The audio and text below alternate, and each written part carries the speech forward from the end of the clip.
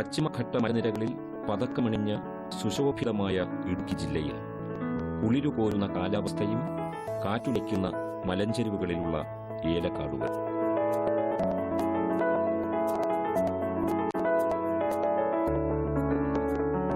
സമൃദ്ധിയിലും സമ്പന്നതയിലും തല ഉയർത്തി നിൽക്കുന്ന കുമിളി ഗ്രാമം.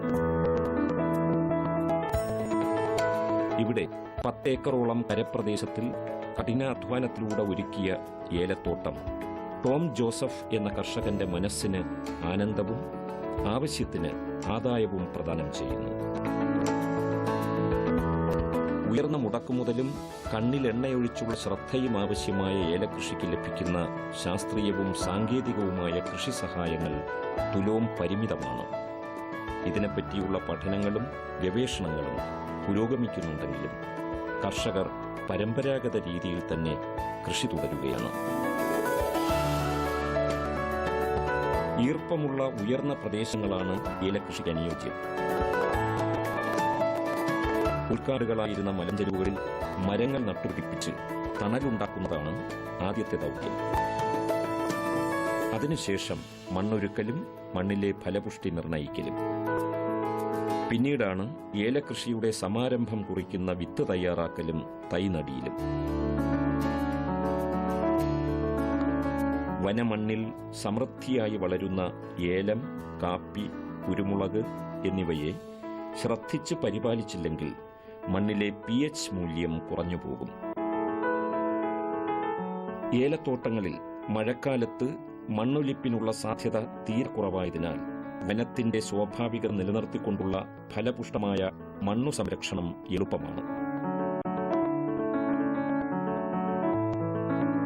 കുമിളിയിലെ ഏലത്തോട്ടം ടോം ജോസഫിന്റെ കാർഷിക നിദർശനങ്ങൾക്ക് കൂട്ടായി മലയോര കർഷകന്റെ പ്രതീക്ഷകളോടെ നിറഞ്ഞു നിൽക്കുന്നു.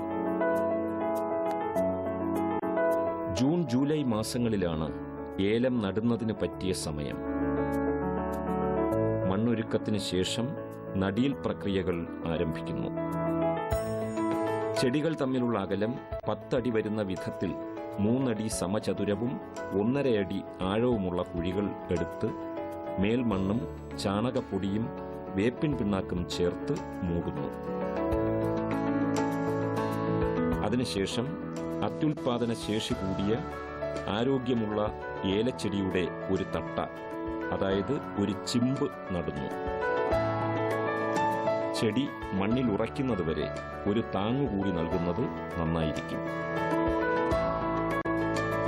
കൃഷിക്കാർ വികസിപ്പിച്ചെടുത്ത ഇനങ്ങളിൽ മുഖ്യമായ ഞള്ളാനിയാണ് ഏലകൃഷിക്കായി പരക്കെ ഉപയോഗിച്ചു വരുന്നത്. ഇതുകൂടാതെ തിരുതാളി, പാലക്കുടി തുടങ്ങിയ നാടൻ ഇനങ്ങളും കൃഷി ചെയ്തു വരുന്നു. ഞള്ളാനിയുടെ വരവോടെ മൈസൂർ വൾക്ക പോലുള്ള ആദ്യകാല വിത്തിനങ്ങൾ ഇപ്പോൾ രംഗത്തു നിന്നും നിഷ്ക്രമിച്ചിരിക്കുന്നു. കൃഷിക്കാർ സ്വയം വികസിപ്പിച്ചെടുത്ത വിത്തിനങ്ങളും കൃഷിരീതികളും മാത്രമേ ഇന്ന് ഏലകൃഷിയിലുള്ളൂ. നടീലിന് ശേഷം ആദ്യത്തെ 1 വർഷം കൂടുതലായും ജൈവവളവും രാസവളവും ചേർത്താണ് നൽകുന്നത്. കുമിൾ ആക്രമണങ്ങൾ കൂടിയ വിളയായതുകൊണ്ട് മാസം തോറും കീടനാശിനികളും കുമിൾനാശിനികളും ഉപയോഗിക്കേണ്ടി വരുന്നു. ഈ വെളുത്ത് കാണുന്നതാണ് ത്രിപ്സ് അല്ലെങ്കിൽ ചോറി എന്ന് പറയുന്നത് കാണുന്നത്. ഇത് അടിക്കാൻ താമസിച്ചുകൊണ്ട് സംഭവിച്ചതാണ്. ഇതിന് മരുന്നല്ലാതെ മറ്റ് പ്രതിവിധിയൊന്നും നിലവിൽ ഇല്ല. ഉദയിട്ടുള്ള കൃഷിരീതി അനുവർത്തിക്കുന്നതുകൊണ്ട് മണ്ണിളക്കേണ്ടി വരുന്നില്ല. കൂടുതലും കാലാവസ്ഥയെ ആശ്രയിച്ച് ചെയ്യേണ്ടി വരുന്ന ഏലകൃഷിയെ മഴക്കുറവ് നന്നായി ബാധിക്കുന്നുണ്ട്. ഈർപ്പമുള്ള മണ്ണും തണലും തണുപ്പുമുള്ള കാലാവസ്ഥയും അനിഷേധ്യ ഘടകങ്ങളാവുകയാൽ ഏലത്തിന് സൂര്യതാപത്തിന്റെ കഠിന രശ്മികളിൽ നിന്നും പലപ്പോഴും ഒഴിഞ്ഞു മാറേണ്ടി വരുന്നു. ജലം ധാരാളം ഇഷ്ടപ്പെടുന്ന ഏലച്ചെടികൾ ആവശ്യത്തിന് ജലം ലഭിച്ചില്ലെങ്കിൽ തന്റെ വളർച്ചയെ സ്വയം മുരടിപ്പിച്ചു കളയുന്നു. വളർച്ച പെട്ടെന്നായതുകൊണ്ട് ചെടിച്ചുവട്ടിൽ വേസ്റ്റുകളുടെ പുതയിട്ടതിന് ശേഷം പുറത്ത് ആഴ്ചയിലൊരിക്കൽ നനയ്ക്കണം. ഇതിനായി മോട്ടോർ ഘടിപ്പിച്ച പൈപ്പ് ലൈനുകൾ സ്ഥാപിച്ചിട്ടുണ്ട്. ഇടയ്ക്കിടയ്ക്ക് ഹോസ് നനയും നൽകി വരുന്നു. വേനൽക്കാലങ്ങളിൽ നനച്ചു മാത്രമേ കൃഷി ചെയ്യാൻ പറ്റുകയുള്ളൂ എന്നതുകൊണ്ട് തന്നെ 7 ലക്ഷം ലിറ്റർ വെള്ളം കൊള്ളുന്ന ഒരു പടുതാകുളവും മറ്റു സ്ഥലങ്ങളിൽ കിണറുകളും ചെറിയ കുളങ്ങളും തയ്യാറാക്കിയിട്ടുണ്ട്. ഗൗര, രോഹു, പിരാന തുടങ്ങിയ മത്സ്യങ്ങൾ വളരുന്ന കുളത്തിന് 80 അടി നീളവും 38 അടി വീതിയും 15 അടി ആഴവുമുണ്ട്. ഇന്നിപ്പം ഏലം കൃഷി നേരിടുന്ന ഏറ്റവും വലിയ പ്രതിസന്ധി എന്ന് പറയുന്നത് കാലാവസ്ഥാ വ്യതിയാനത്തിന്റെ ഭാഗമായി കാലവർഷവും തുലാവർഷവും ഒക്കെ ലഭ്യമല്ലാത്ത ഒരു സാഹചര്യത്തിലേക്ക് എത്തിയിരിക്കുന്നു. വെള്ളം ആവശ്യത്തിന് ലഭ്യമാക്കേണ്ട ഒരു കൃഷിയായതുകൊണ്ട് ജലസേചന സൗകര്യം ഉറപ്പുവരുത്തുന്നതിൽ ഇന്ന് കർഷകർക്ക് വളരെ ബുദ്ധിമുട്ട് നേരിടുകയാണ്. അപ്പോൾ മഴവെള്ളം സംഭരിക്കുക എന്നുള്ളത് ഇന്നത്തെ സാഹചര്യത്തിൽ ഏറ്റവും പ്രധാനപ്പെട്ട ഒരു ആവശ്യമായി മാറിയിരിക്കുന്നു.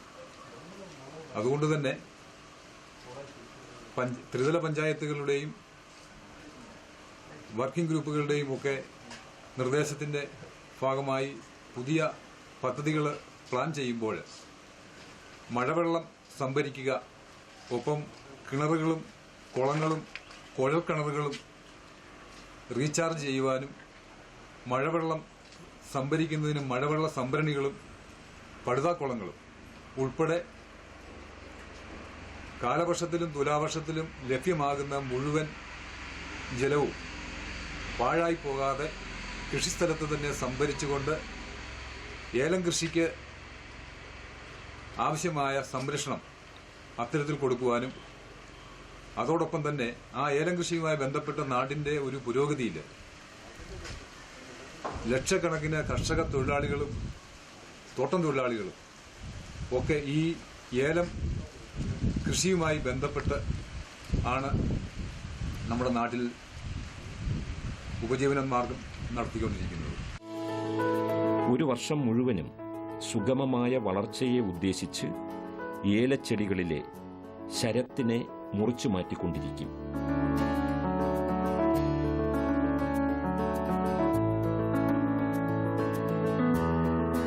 പന്ത്രണ്ടാം മാസം മുതൽ ശരത്തിൽ പൂവ് വിടർന്നു തുടങ്ങുന്നു.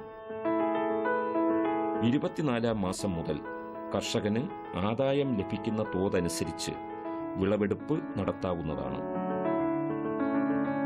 15 മാസത്തിന് ശേഷമുള്ള മുത്തുശരങ്ങളെ മുറിച്ചു മാറ്റാതിരിക്കാൻ ശ്രദ്ധിക്കേണ്ടതാണ്. ശരത്തിൽ വിളയുന്ന കായ്കളെ കൊത്ത് എന്ന് പറയുന്നു. ഒരു ശരത്തിൽ 20-28 വരെ കൊത്തുകൾ ഉണ്ടായിരിക്കും.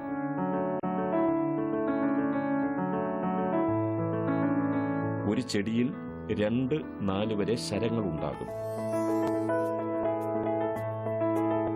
2 വർഷം വളർച്ച പൂർത്തിയാകുന്നതോടെ ചെടിയിൽ ധാരാളം ചിമ്പുകൾ പൊട്ടിവിടരുന്നു.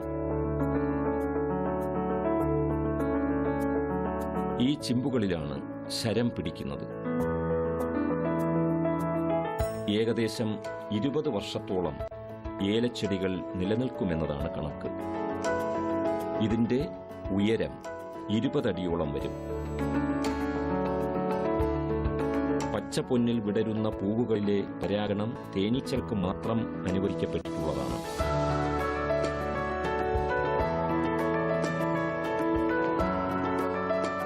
പച്ചപ്പളുങ്കുമണികൾ പോലുള്ള കായ്കൾ പുറപ്പെടുവിക്കുന്ന നേരിയ സുഗന്ധം കാനന സുഖം പകർന്നുകൊണ്ട് അന്തരീക്ഷത്തിൽ അലിഞ്ഞുചേരുന്നു. ഏലകൃഷിയുടെ നടീലിലും പരിപാലനത്തിലും വിളവെടുക്കുന്നതിന് കർഷകന്റെ പ്രത്യേക ശ്രദ്ധയും നിയന്ത്രണവും ആവശ്യമുള്ളതുകൊണ്ട് മുൻ പരിചയമുള്ള തൊഴിലാളികളെ ദിനവും ഇതിലേക്കായി നിയോഗിക്കേണ്ടി വരുന്നു. ഏലത്തിന്റെ ശത്രു സ്റ്റംപ് ബോറർ എന്ന തണ്ടുതുരപ്പനാണ്. നീരൂറ്റി കുടിക്കുന്ന കീടങ്ങളും നിമാവിരകൾ മൂലമുള്ള മുരടിപ്പായ നിമ്മത്തോടും ഫിസോറിയം മൂലമുള്ള മൂടഴുകൽ രോഗങ്ങളും ഏലകൃഷിക്ക് ഭീഷണിയാണ്. ഇത്തരം രോഗങ്ങളെ പ്രതിരോധിക്കുന്നതിനുള്ള ജൈവ വള കീടനാശിനികൾ വിപണിയിൽ ലഭ്യമല്ല. തുരിശും കുമ്മായവും ചേർത്ത ബോഡോ മരുന്നുകളും രോഗനിയന്ത്രണത്തിനായി ഉപയോഗിച്ചു വരുന്നു. വളരെ കൂടുതൽ കീടങ്ങളെ പ്രതിരോധിക്കുന്നതിന് കീടനാശിനി തളിക്കാതെ കൃഷി ചെയ്യുക എന്നുള്ളത് വളരെ ബുദ്ധിമുട്ടുള്ള കാര്യമാണ്. മറ്റു പല ഉപാധികളും ഞങ്ങൾ ശ്രമിക്കുന്നുണ്ട് എങ്കിൽ പോലും ജൈവ രീതിയിലുള്ള കുമിൾ കീട നാശിനികൾ ഞങ്ങൾ ഉപയോഗിക്കുന്നു എങ്കിൽ പോലും കീടനാശിനികളെ പൂർണ്ണമായും ആശ്രയിക്കാതെ ഈ കൃഷി മുന്നോട്ട് കൊണ്ടുപോവുക സാധ്യമല്ല. കുറേ വർഷങ്ങൾക്ക് മുമ്പ് ഏതാണ്ട് ആറോളം കീടനാശിനികൾ ഇവിടെ ഉപയോഗിച്ചുകൊണ്ടിരുന്ന 6ഓളം കീടനാശിനികൾ നിരോധിക്കുകയും ഇപ്പോൾ തന്നെ ഒരു 5-ൽ പരം കീടനാശിനികൾ നിയന്ത്രിത കീടനാശിനികളുടെ ലിസ്റ്റിൽ ഉൾപ്പെടുത്തുകയും ചെയ്തിട്ടുണ്ട്. പക്ഷെ ഇന്ന് നമുക്ക് മാർക്കറ്റിൽ കിട്ടുന്ന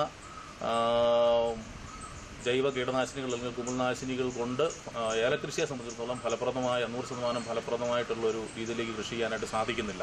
അപ്പോൾ അതിനുള്ളൊരു നടപടി കൃഷി വകുപ്പിൻ്റെയും ഗവേഷണ കേന്ദ്രങ്ങളുടെയും ഭാഗത്തു നിന്നുണ്ടാകണം. സർക്കാർ അതിനൊരു സത്വര നടപടി എടുക്കണമെന്നാണ് ഞങ്ങൾക്ക് അഭ്യർത്ഥിക്കാനുള്ളത്. ചെടിക്കിടയിൽ വളരുന്ന കളകളെ മുറിച്ചു മാറ്റി വൃത്തിയാക്കി സൂക്ഷിക്കുന്നതിനെ കവാത്തെടുക്കുക എന്നാണ് പറയുന്നത്.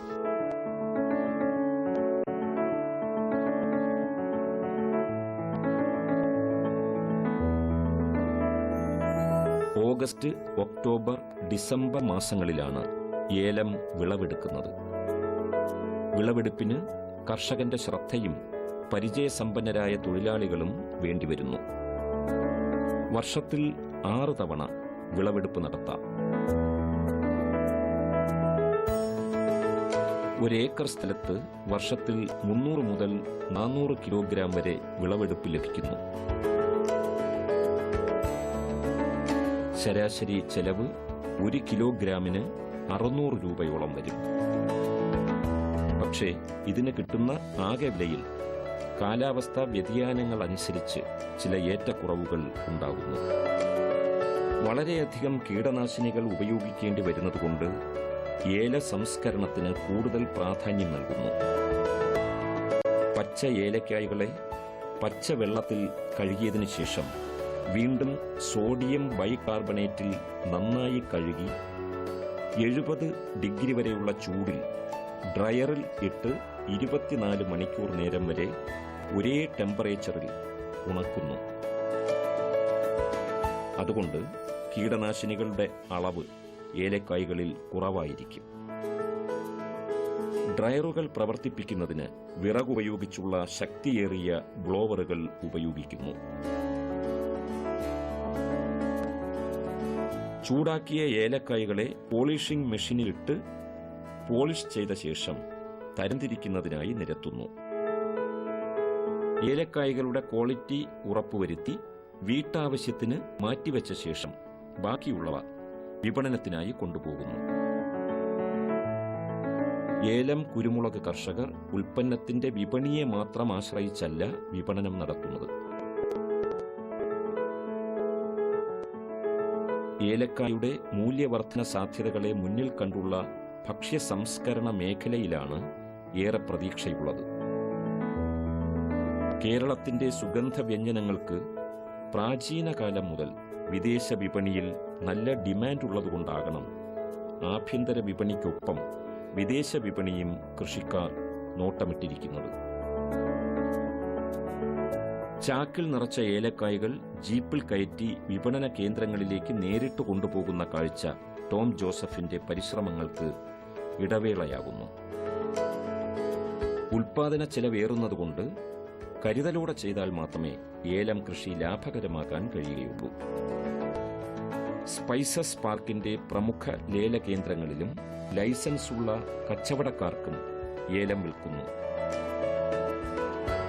പ്രകൃതിയുടെ പ്രതിസന്ധികളും മനുഷ്യന്റെ യത്നവും തലമുറ കൈമാറിയ കൃഷി അറിവുകളും ഉൾക്കൊണ്ട ടോം ജോസഫിന്റെ കുടുംബവും നന്മ നിറഞ്ഞതാണ്.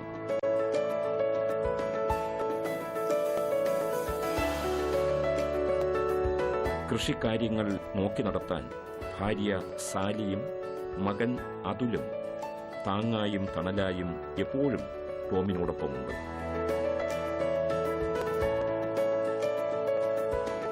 ഏലത്തിന്റെ വിത്തുകളായ ഏലത്തരികൾക്ക് ഔഷധവീര്യം ഏറെയാണ്. ഇവയ്ക്ക് കുടൽ വായുവിനെയും വായുനാറ്റത്തെയും ശമിപ്പിക്കുവാനുള്ള ശക്തിയുണ്ട്.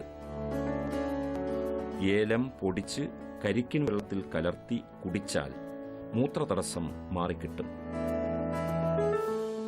ഇതിന്റെ പൊടി തേനിൽ ചേർത്ത് സേവിച്ചാൽ ഛർദി, അരുചി, ദഹനക്കുറവ് എന്നിവയ്ക്ക് പരിഹാരം ലഭിക്കുന്നു. ചിലവേറിയ ഭക്ഷണ ചേരുവകളിലും ഗുണമേന്മയുള്ള ഔഷധങ്ങളിലും അടങ്ങിയിട്ടുള്ള ഏലത്തിനെ നാം തിരിച്ചറിയുന്നത് ചരിത്രത്താളുകളിലെ വൈദേശിക വാണിജ്യ ബന്ധങ്ങളിലൂടെയാണ്. ഇത് കീടനാശിനികൾ ഉപയോഗിച്ചാണ് ഇത് ചെയ്യുന്നത് എങ്കിൽ പോലും ഇതിന്റെ പ്രോസസ്സിംഗ് എന്ന് പറയുന്നത് വളരെ നല്ല രീതിയിലാണ് ചെയ്യുന്നത്. അതായത് ഇത് നല്ലപോലെ കഴുകി ഒരു 70 ഡിഗ്രി സെൽഷ്യസ് വരെ ഉണക്കിയാണ് ഇത് നമ്മൾ വിപണിയിലേക്ക് എത്തിക്കുന്നത്. അതുകൊണ്ട് ഇതിനകത്ത് ആ പോയിസണിന്റെ അളവ് നന്നായിട്ട് കുറയുന്നുണ്ടെന്നാണ് ഞങ്ങൾ വിശ്വസിക്കുന്നത്. അതുപോലെ തന്നെ ഇത് പ്രകൃതിയെ സംബന്ധിച്ച് പ്രകൃതിക്ക് ഇണങ്ങുന്ന രീതിയിലാണ് ഈ കൃഷി നമ്മൾ മുന്നോട്ട് കൊണ്ടുപോകുന്നത്. മരങ്ങളില്ലാതെ ഏലം ഇല്ല, ഏലമില്ലെങ്കിൽ മരമില്ല എന്ന് പറഞ്ഞ ഒരു രീതിയിലാണ് ഈ നാടിന്റെ ഒരു അവസ്ഥ. ഇത് പശ്ചിമഘട്ടത്തിൽ സ്ഥിതി ചെയ്യുന്നതുകൊണ്ട് ഇവിടുത്തെ മണ്ണും ഇവിടുത്തെ മരങ്ങളെ സംരക്ഷിക്കുക എന്നത് ഇവിടുത്തെ ഒരു കർഷകരുടെ ഒരു കടമയായിട്ട് തന്നെയാണ് കാണുന്നത്. അതുപോലെ തന്നെ ഇവിടെ മരങ്ങളെ അത്രയധികം സ്നേഹിക്കുകയും മരങ്ങളെ അത്രയധികം നമ്മൾ വെച്ച് പിടിപ്പിച്ച് അതിനെ പരിപാലിക്കുകയും ചെയ്യുന്നതുകൊണ്ടാണ് ഈ ഏലകൃഷി ഇവിടെ തുറന്നു കൊണ്ടുപോകാനായിട്ട് നമുക്ക് സാധിക്കുന്നത്. അതുപോലെ തന്നെ ഇവിടെ ഞാൻ കുരുമുളകും കാപ്പിയും ഇടവിളയായിട്ട് ചെയ്യുന്നുണ്ട്. പച്ചക്കറികളും നമ്മുടെ വീട്ടിന്റെ ആവശ്യമുള്ള പച്ചക്കറികൾ ഞാൻ ഇതിനകത്ത് ഉത്പാദിപ്പിക്കുന്നുണ്ട്. കപ്പ, ഇങ്ങനെയുള്ള കാര്യങ്ങളെല്ലാം ഞാൻ ഇതിനകത്ത് ചെയ്യുന്നുണ്ട്. ഇടവിള കൃഷികളായ കുരുമുളക്, കാപ്പി, ഇഞ്ചി, മരച്ചീനി തുടങ്ങിയവ ടോമിന്റെ പ്രധാന കൃഷിക്ക് ഉപോത്ബലകമാകുന്നു.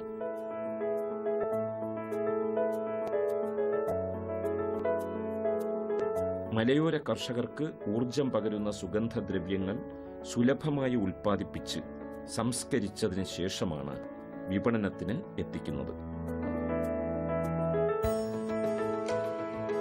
വീട്ടാവശ്യത്തിനായി ഒരു പച്ചക്കറിത്തോട്ടവും മറ്റ് ഫലവൃക്ഷങ്ങളുമുണ്ട്.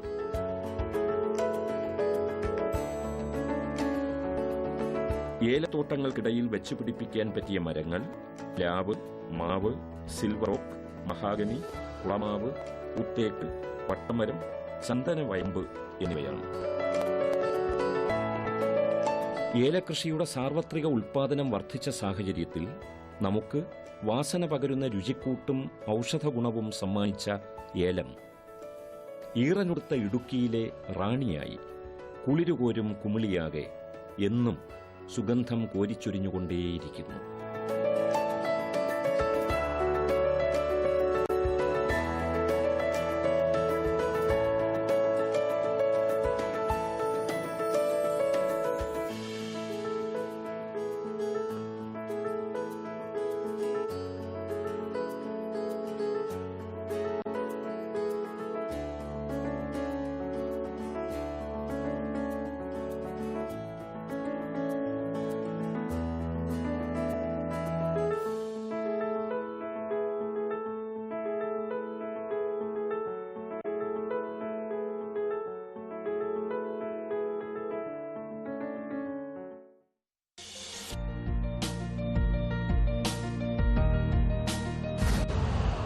यूरिया का स्वदेशी उत्पादन 70 लाख टन बढ़ाने के लिए 6 उर्वरक संयंत्रों का उद्धार किया जा रहा है। FCIL के गोरखपुर, सिंदरी, तलचर और रामागुंडम संयंत्र, HFCL की बरौनी इकाई और BVFCL की नामरू फोर्थ। सोने पर सुहागा ये है कि देश में अब बनेगा सिर्फ नीम लेपित यूरिया, क्योंकि इससे होगा किसानों का फायदा ही फायदा। अनाज का उत्पादन 10% तक बढ़ेगा। बढ़ेगी 10 से 15% नाइट्रोजन क्षमता।